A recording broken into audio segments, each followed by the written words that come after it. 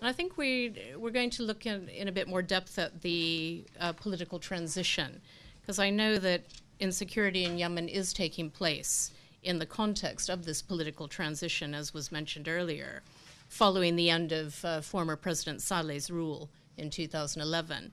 And I wondered, Saleem, if you can tell us a bit about how this political transition is progressing and how you feel it might be affecting humanitarian conditions. And I guess I'm particularly curious about insecurity in the north, including, given that we've just seen renewed fighting between the Houthis and the Yemeni military after, I guess, about a 4-year lull.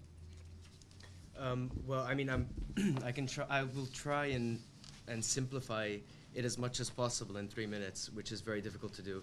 But the way that I like to think about... I might give you 5. The way that I like to think about the transition in Yemen is that there are 2 transitions happening. So you have the formal process, which is happening under the framework of the GCC initiative, and that's the one that is constantly referred to.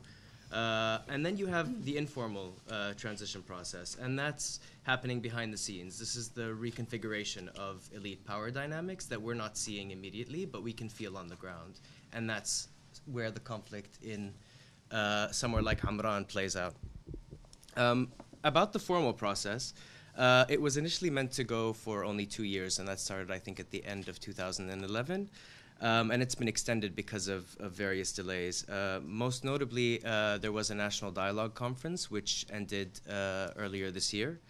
The goal of the national dialogue was to bring together a very diverse and inclusive group, and it was a very diverse and inclusive group, to address major political issues in the country. At the end of it, there were a series of very good recommendations and, on paper, what looked to be a great blueprint for the country. Unfortunately, there were some big contentious decisions, especially relating to the southern issue, that were deferred to later committees and processes. At the moment, there's a committee working on a new constitution. Again, there is some deadlock, and these issues that are causing a lot of tension are being deferred. So there's still a long way to go, but at least on paper, there is something there. The National Dialogue produced something that provides a good basis for a future democratic Yemen. But this is where it gets complicated, because this is the formal process. But what's happening informally? Why is there still a lot of fighting? And this is what I'll touch a bit on. While a lot of the political groups were discussing in the 5-star hotel in Sana'a this future Yemen, these same groups were fighting in the north, in the south, at the same exact time last year.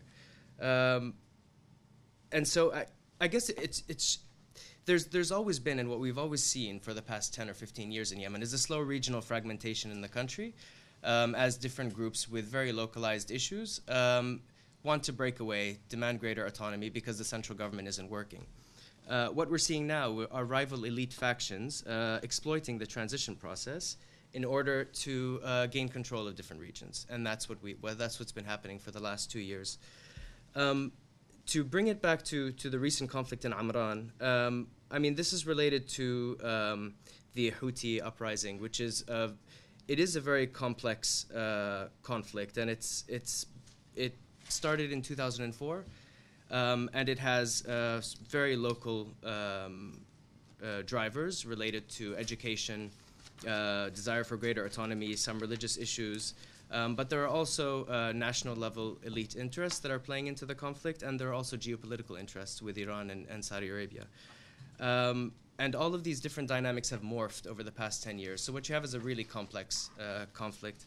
The Houthis, which started out as a tribal rebellion, have expanded, and I would say that they're modeling themselves after Hezbollah in terms of how they want to engage with the politics in Yemen. So they have they've started to engage politically at the national level, but they're also still fighting, they're heavily armed, and they're trying to gain greater control of areas.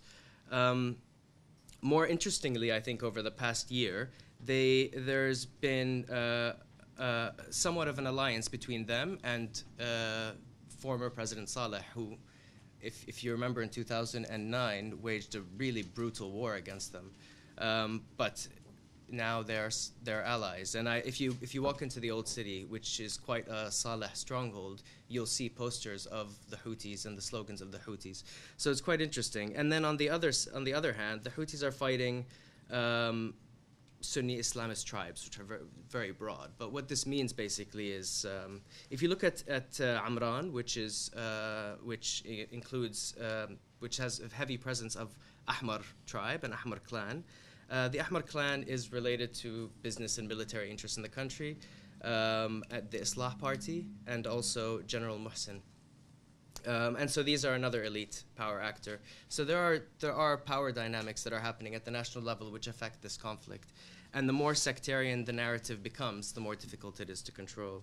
What this means for the humanitarian situation is that you have a formal process and then you have an informal process, and they're not working on the same level. And international stakeholders usually focus on the formal process while forgetting all of the informal stuff that's happening behind the scenes. So there's a continuous breakdown of law and order. It makes access more complicated, more difficult. I mean, the Yemeni economy has been in a free fall for many years now, and it's only getting worse. The price of water has doubled. Fuel and electricity shortages are affecting even the more affluent households in Sana'a. So the situation is becoming a lot worse. Thanks, Saleem.